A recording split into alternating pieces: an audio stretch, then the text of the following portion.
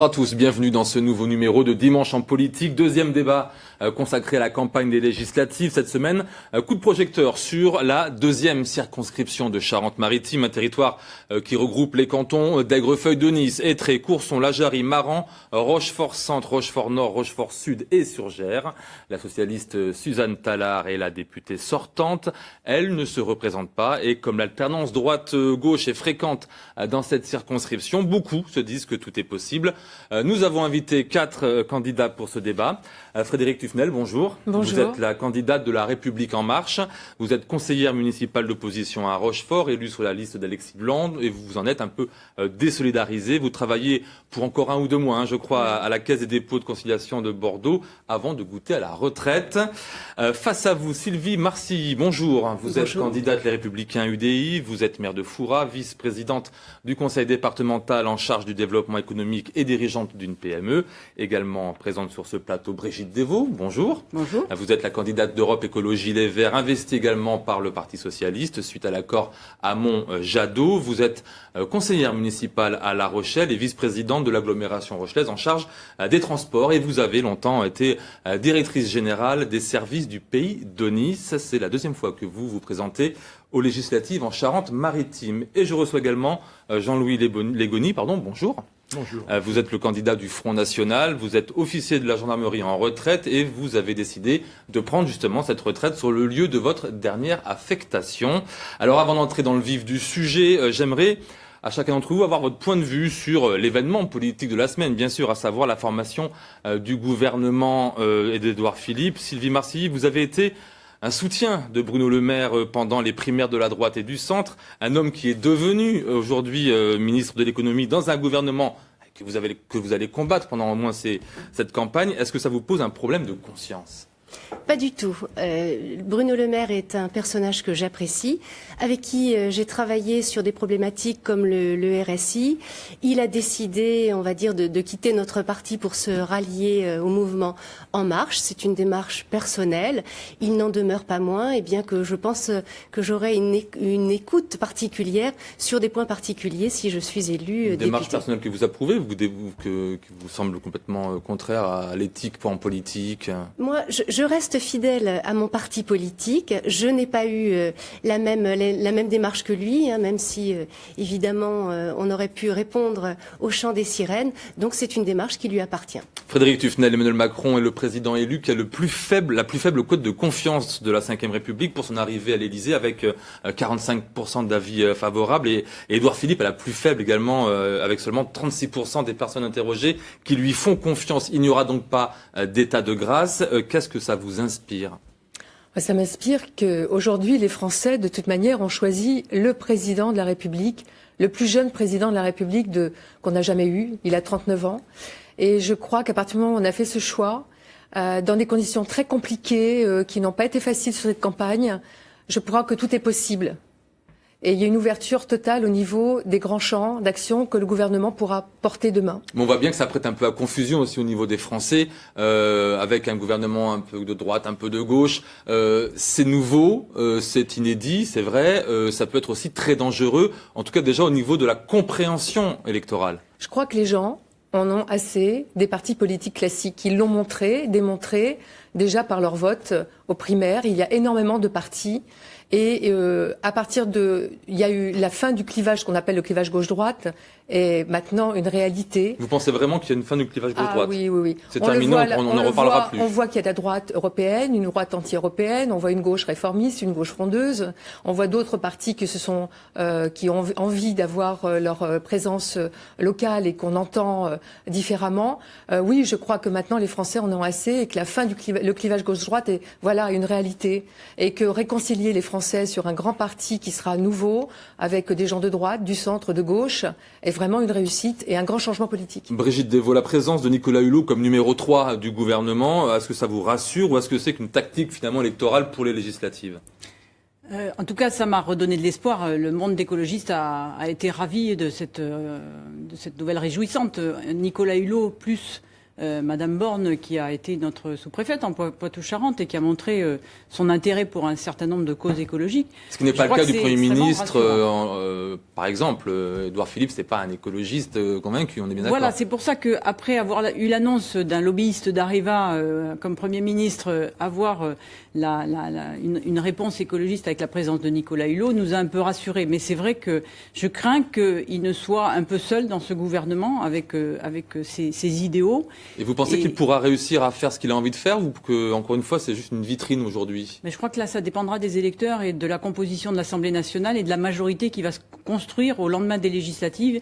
Et il est indispensable qu'il y ait un groupe de députés écologistes, vous vous en doutez bien. Jean-Louis Legoni, il n'y a pas dans ce gouvernement de ministère ni de secrétariat à la mer. Est-ce que vous le déplorez? Vous êtes dans une circonscription maritime, je rappelle, une façade maritime. Oui, et il y a 2 jours, justement, je suis allé sur le terrain maritime pour rencontrer des ostréiculteurs qui nous disaient leur crainte d'être traités un jour comme les agriculteurs, de rentrer dans une logique infernale de productivisme douteux, et alors que le nombre d'ostréiculteurs a diminué de moitié, je pense, au cours des dernières années, les métiers de la mer sont menacés.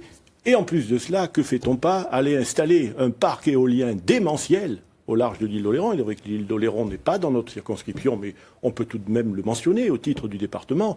Un parc éolien de 80 éoliennes, peut-être 200, de 220 mètres de haut, qui vont nécessiter des câblages de haute tension sur le territoire. Tout cela est extrêmement inquiétant. Est-ce que le fait qu'il n'y ait pas de ministère ou de secrétariat d'État à la mer, ça vous pose un problème? Alors il y en a 2. Ça me pose un problème, et je vais rebondir en vous disant que me pose aussi un grave problème, l'absence de ministre du logement, Monsieur Villain.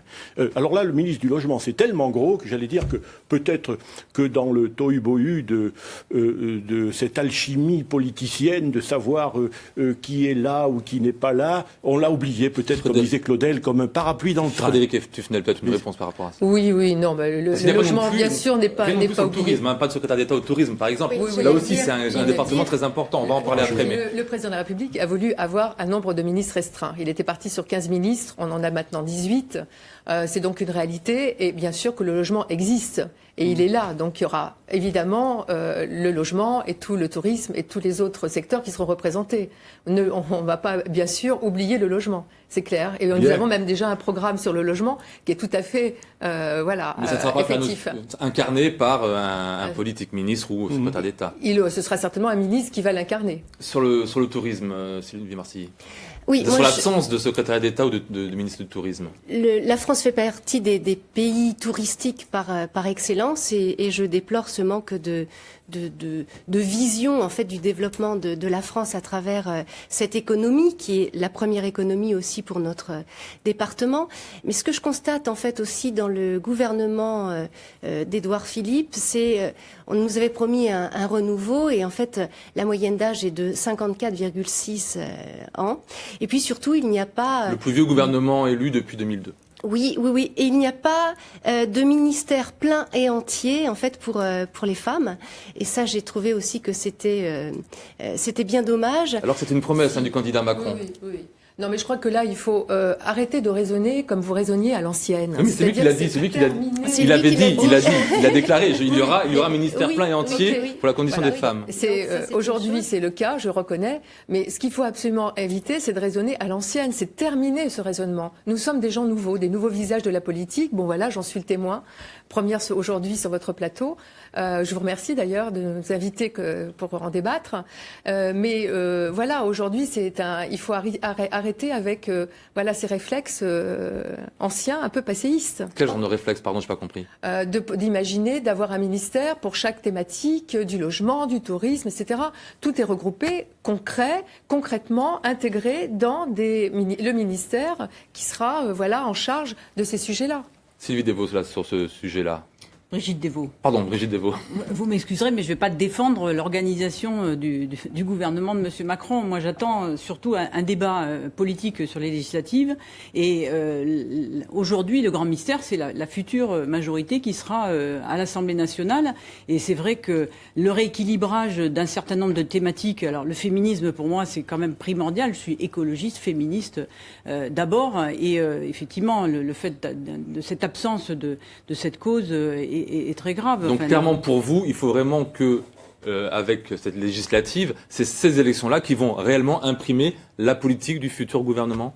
Évidemment, de toute façon, c'est vrai que quand on me pose la question à quelle majorité appartiendrez-vous, le groupe des écologistes va se situer par rapport à une feuille de route du futur Premier ministre qui sera peut-être même pas Édouard Philippe au lendemain des élections législatives. Donc je rêve évidemment d'une grande majorité qui soit constructive et qui ne soit plus dans les luttes et dans la dispute qu'on a connue pendant cette élection présidentielle, dont ne veulent pas les Français aujourd'hui. Mais je rêve surtout d'une majorité qui porte les grands enjeux d'aujourd'hui, c'est la dérive climatique, c'est tout ce qu'on a porté autour de la COP 22 et qui était malheureusement absente du discours de M. Macron pendant toute sa campagne. On termine sur ce sujet-là avec vous, s'il vous plaît. Moi, j'estime que, en fait, ce qu'on constate, cette histoire politique qui est complètement chamboulée, c'est une page qui se tourne et je trouve que cette histoire est passionnante. Elle est passionnante parce qu'effectivement, même s'il reste 4 grands blocs, il n'en demeure pas moins que chacun prend en fait la mesure de ses responsabilités. En tout cas, moi, si je suis élue, eh bien, je participerai à l'aventure et je ne ferai pas d'opposition systématique. Alors, on va en parler justement un peu plus tard dans l'émission. J'apporterai ma pierre à l'édifice de ce renouvellement. Votre positionnement, on va en parler. Dernière question sur l'actualité. Le ministre des Comptes publics, Gérald Darmanin, a ouvert la voie à un abandon de la réforme visant à prélever l'impôt à la source, l'impôt sur le revenu à la source. De grosses dépenses ont pourtant déjà été faites pour lancer cette mesure. Est-ce que c'est pas là, si c'est une des premières mesures de ce gouvernement, une mesure de gaspillage ? Oui, c'est certainement peut-être, une mesure de gaspillage parce que je connais bien la question de ce sujet. Professionnellement. On a beaucoup travaillé déjà là-dessus. On a beaucoup travaillé sur ce sujet. C'est vrai que c'est dommage. Ça, c'est mon avis personnel. Après, je ne suis pas encore dans les rouages de l'Assemblée nationale pour vous en donner plus d'informations. Alors, on va parler à présent de la deuxième circonscription, votre circonscription. J'aimerais donc d'abord savoir comment vous comptez faire campagne, avec quels moyens et quels seront les temps forts de votre campagne. Jean-Louis Légony. Nous avons déjà commencé. Nous avons déjà commencé avec nos équipes de campagne, mais il n'y a rien d'original. Des réunions publiques, du boitage, du tractage. Du boitage, du tractage et du collage avec les bénévoles qui veulent bien nous accompagner et ils sont de plus en plus nombreux. Ils nous appellent. Ah, on voudrait donner un coup de main. Ah, ça ne se produisait pas. Il y a quelques années, évidemment, ils sont confortés par les scores du Front National. 30% à Rochefort, dont un bureau qui a placé Mme Le Pen en tête. Une liste de communes dont je vous épargnerai la liste, de petites localités, Cabario, Bors... Mais Marine Le Pen n'arrive que sur votre circonscription qu'en 3e position, avec 20,1%. Eh bien, c'est à nous à faire avancer les affaires. Et je pense que le contexte des élections législatives sera bien plus favorable que celui de la présidentielle, vu la division de nos adversaires, pour qui, d'ailleurs, cette élection, entre ces dames, il s'agit d'une primaire pour savoir de nouveau qui affrontera le Front National au second tour. Sylvie Marcilly, comment allez-vous faire campagne ? Est-ce que vous avez des grands meetings prévus Alors moi, ça fait 1 an bientôt que j'ai été investie par le mouvement. Donc ça fait 1 an que je suis sur le terrain. J'ai déjà organisé de nombreuses réunions. Donc c'est du porte-à-porte, effectivement, du tractage, des réunions et puis aussi 200 personnes qui sont sur le terrain quotidiennement. Frédérique Tufnel, vous êtes la dernière arrivée sur cette campagne. Effectivement, vous êtes la première. Finalement, je pense que c'est vous qui faites campagne depuis le plus longtemps. Est-ce que c'est un vrai handicap d'arriver aussi tardivement sur une campagne législative ? Non. Parce que figurez-vous que j'ai commencé déjà il y a plus d'1 an, en avril 2016, avec la Grande Marche, parce que j'étais la première élue de Charente-Maritime à lancer la Grande Marche sur le territoire. Et donc nous avons des comités locaux qui ont animé le territoire et des débats citoyens qui ont permis aux gens de s'exprimer et de créer, en fait, de monter le programme d'Emmanuel Macron.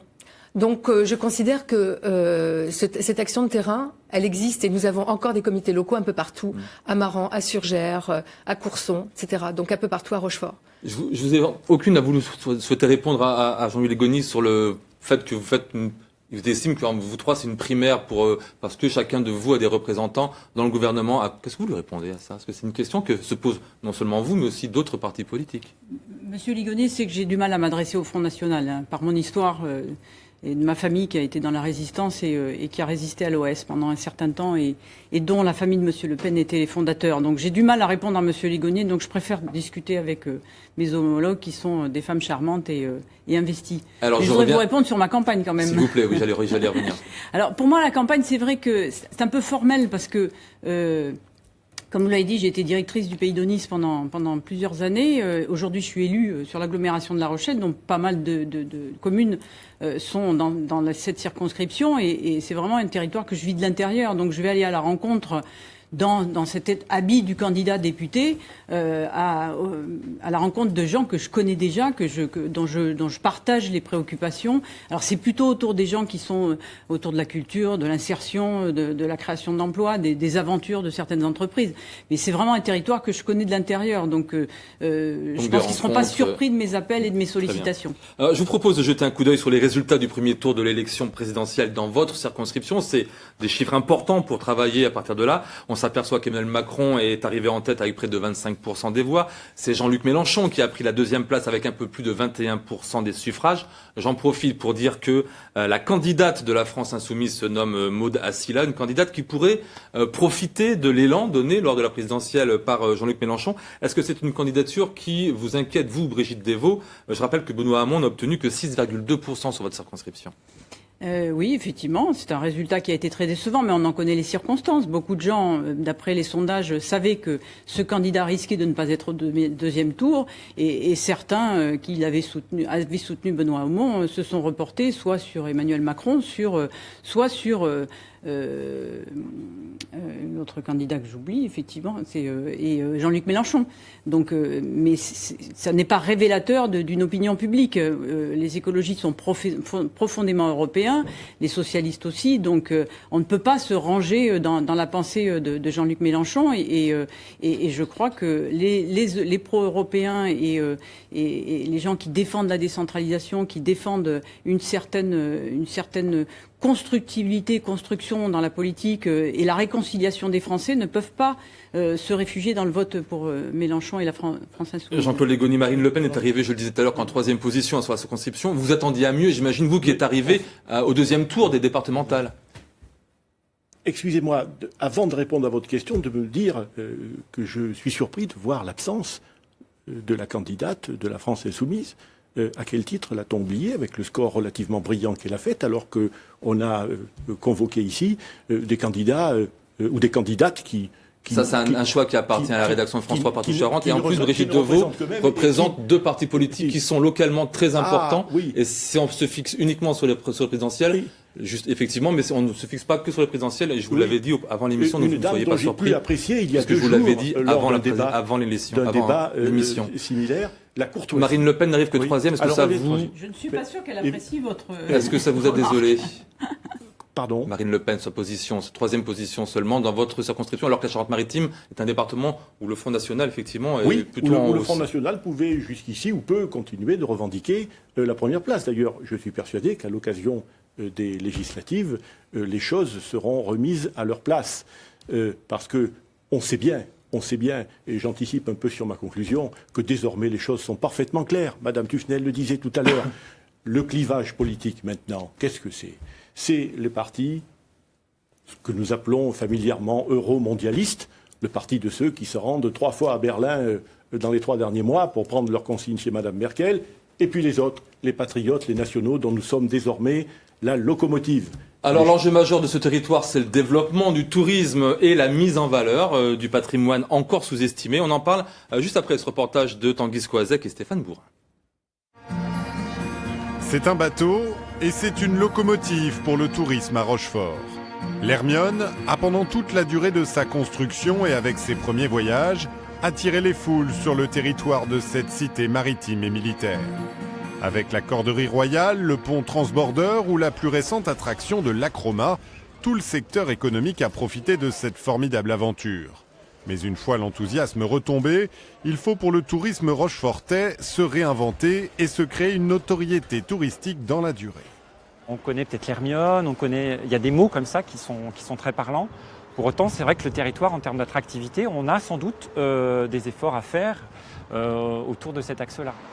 Et pour cela, Rochefort dispose d'un atout, le thermalisme. On le sait peu, mais avec ses 16 ou 17 000 curistes à l'année, elle est la 6e ville thermale de France et la marge de progression est grande. Les élus locaux visent les 25 000 curistes. Il faudrait pour cela déménager les thermes dans l'ancien hôpital de la Marine. Un projet coûteux en attente d'investisseurs.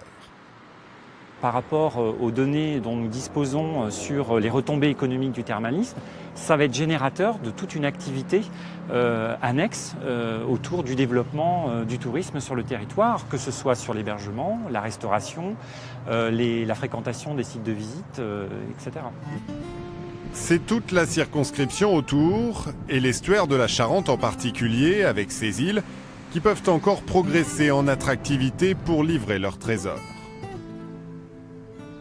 Nous, on se bat à la LPO pour qu'on ne fasse pas la différence entre patrimoine culturel et patrimoine naturel et paysager.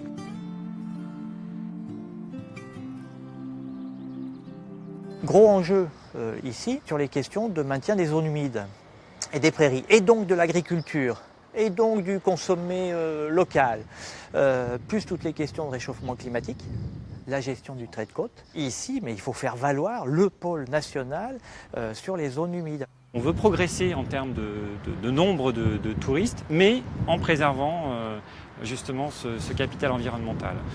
L'objectif, c'est d'avoir notamment le label Grand Site de France d'ici 2 ans.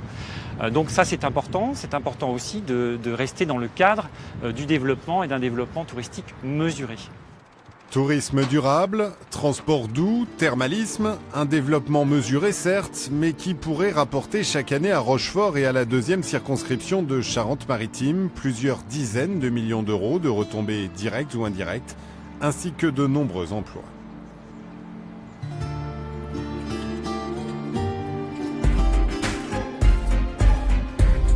Retour sur le plateau de Dimanche en politique spéciale législative. Il est question de la 2e circonscription de Charente-Maritime.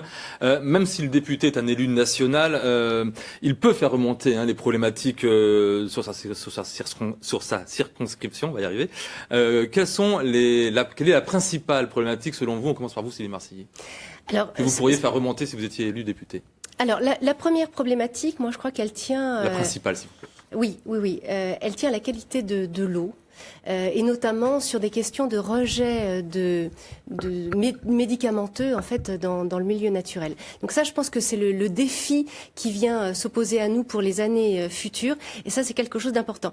Cependant, il y a aussi une autre problématique qui est la fameuse liaison Rochefort-Saint-Hermine, avec un premier phasage qui consiste à contourner Maran pour enfin désengorger cette rue d'Aligre. Jean-Claude Légony, même question. Oui, n'oublions pas que dans notre circonscription se trouve Étré et l'usine Alstom. Et Alstom pose des inquiétudes graves. On assiste petit à petit, en catimini, à son démantèlement. Ah non. On assiste à son démantèlement petit à petit. On a vu l'affaire de Alstom Transport qui est partie dans des groupes américains. La situation semble pour l'instant stabilisée pour Alstom Ferroviaire à La Rochelle, mais personne ne nous garantit. Donc c'est le dossier que vous feriez remonter, Frédéric Dufnel. La vigilance extrême qu'il faudra manifester vis-à-vis d'Alstom. Mais il y a d'autres problématiques. Ils vont travailler sur le TGV du futur. Moi, ce que je voudrais, c'est vraiment parler du problème d'enclavement du territoire où nous sommes avec sur Rochefort-Lonis, qui est un vrai problème. C'est-à-dire qu'aujourd'hui, vous avez une 2x2 voies entre Rochefort et La Rochelle qui est complètement saturée. Vous avez aussi le problème, Sylvie Versillier en a parlé, sur le contournement de Maran ou la 2x2 voies qui est indispensable. Donc ce dossier, il faudra l'ouvrir de nouveau. Avec la ministre des Transports. Voilà, la ministre des Transports. Et donc moi, je serai un relais efficace. Mais franchement, c'est un vrai dossier. Pourquoi ? Parce que les populations ont des problèmes d'emploi. Et la question de la mobilité, pareil pour le ferroviaire. Avoir plus de haltes aussi sur le ferroviaire. Brigitte Devaux. Je vais répondre à la question. On parle de tourisme. Donc, moi, je siège au parc marin et il ne faut pas oublier qu'on a une aire marine protégée de toute la baie de l'Aiguillon jusqu'à l'estuaire de la Gironde. Et la relation terre-mer est très, très importante. Si on gâche la richesse, et ce que disait le représentant de la LPO, si on gâche la richesse des zones humides, des marais. Nous avons le marais Poitevin qui n'a pas été cité, le marais d'Yves, et puis évidemment toute l'activité ostréicole et conchilicole qui donne des curiosités, qui a besoin d'être animée, soutenue. Si on gâche tout ce potentiel, le tourisme ne viendra plus. Donc, et on a un tissu d'hébergeurs et de prestataires dans l'arrière-pays de l'ONIS qui est vraiment extrêmement créatif. Suzanne Thaler, la députée sortante, a particulièrement, elle, travaillé sur les dangers de l'exposition des personnes aux ondes électromagnétiques. Si vous êtes élu, là, c'est très, très concret. Sur quel sujet souhaitez-vous travailler en particulier afin d'en faire un projet de loi, Brigitte Devaux? Alors ça a sans doute à voir avec la réalité de ce territoire. On est en zone périurbaine sur le secteur de l'Aunis. Il y a vraiment des questions d'animation associative, d'accompagnement à la parentalité, d'isolement.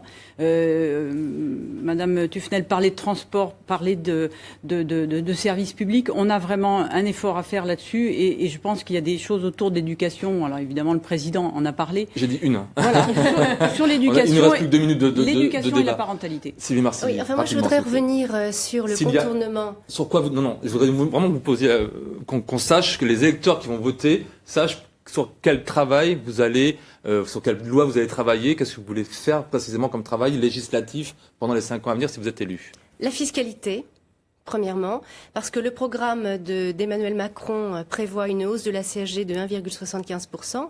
Ça veut dire 20 milliards d'euros dans les caisses. Et je pense que les Français, le projet en tout cas de mon parti, c'est justement de ne pas du tout augmenter les impôts et au contraire de réduire de 10%. Non, c'est Madame Tufnel, il faut que vous teniez un petit peu au courant. Oui, pas de TVA, pas de CSG et une baisse des impôts de 10%. Et je pense que la priorité, c'est rendre du pouvoir d'achat aux ménages. Et je me demande, moi, comment ces dames vont appartenir un jour à la même majorité. Jean-Paul Légoni, vous casserez la loi sur laquelle vous travaillerez. Il nous reste 1 minute, s'il vous plaît. Sur la ruralité. D'ailleurs, la ruralité... Quel genre de loi sur la ruralité, s'il vous plaît C'est vrai qu'on s'y retrouvait. Améliorer les coûts sur les territoires désavantagés. Comment peut-on admettre que les carburants soient plus chers dans les endroits isolés que dans les villes, alors que c'est justement dans ces endroits isolés de la ruralité qu'on a besoin de carburant bon marché pour se rendre. Moi, c'est sur les affaires sociales, ça c'est absolument déjà indiqué, et surtout sur le redonner du pouvoir d'achat à nos citoyens. Par quel moyen? Par quel moyen? C'est déjà supprimer donc la cotisation chômage et maladie sur la feuille de paye, comme le programme. CSG. Oui, bien sûr, 1,7, on est obligé, ce qui est un impôt tout à fait logique et les gains sur les assurances vie, madame. Vous pensez normal de faire supprimer la taxe d'habitation pour 80% des Français, qui comment sera une garantie. Elle est compensée, vous ne connaissez pas le programme. Alors, je suis désolé, mesdames, mais vous commencez le débat au moment où la mission s'arrête. C'est toujours un peu le problème, c'est qu'il y a toujours du temps à venir. C'est la fin de cette émission. Merci. On aura l'occasion de merci à vous quatre d'avoir accepté notre invitation. Les autres candidats sur la 2e circonscription de Charente-Maritime sont donc Maud Assila pour la Charente Insoumise, Dominique Raby pour l'UPR, Stéphane Totul pour le mouvement 100%, Dominique Drouin d'Hiver Droite soutenu par Debout la France, Michel Grenier pour le Parti communiste, Stéphane Moussy sans étiquette proche du Parti radical de gauche et Frédéric Castello pour Lutte ouvrière. Alors sachez que cette émission a été enregistrée vendredi après-midi avant le dépôt officiel des candidatures et que les choses ont sûrement évolué depuis. Pour voir ou revoir ce débat, il vous suffit de vous rendre sur notre page internet dans l'onglet émissions puis dans la catégorie magazine. La semaine prochaine, il sera question de la 2e circonscription de Charente cette fois et c'est Fabrice Bidot qui animera le débat. Pour l'heure, place au journal de la mi-journée. Très bon dimanche à toutes et à tous.